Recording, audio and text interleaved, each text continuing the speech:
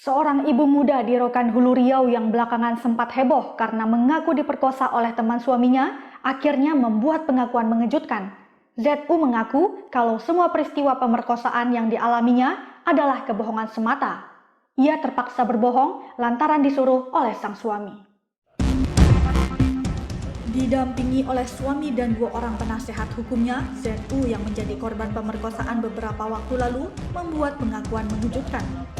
Sebelumnya, ibu muda ini mengaku diperkosa oleh 4 orang pelaku di lokasi dan waktu yang berbeda di Desa Mahato, Kecamatan Tambusai Utara, Rokan Hulu.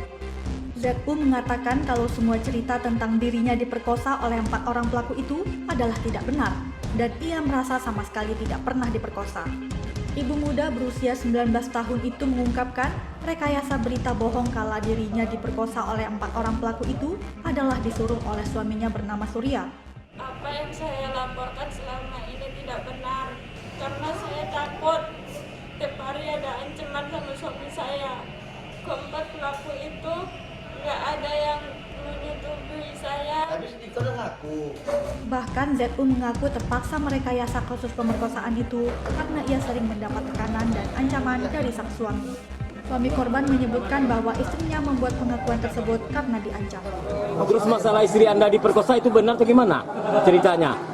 Ini aib Pak, saya sekali malu-malu. Seorang istri sama suami kalau berhubungan itu pasti tahu istrinya. Kena kepala saya nih.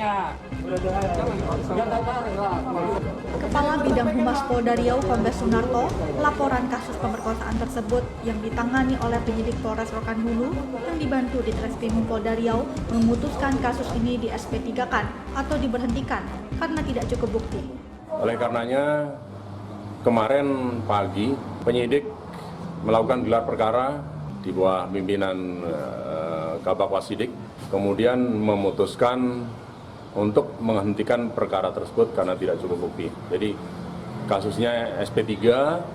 Selain itu, ZU juga meminta maaf kepada 4 orang terduga pelaku dan Kapolsek Tambusai Utara beserta Kadit Reskrimnya.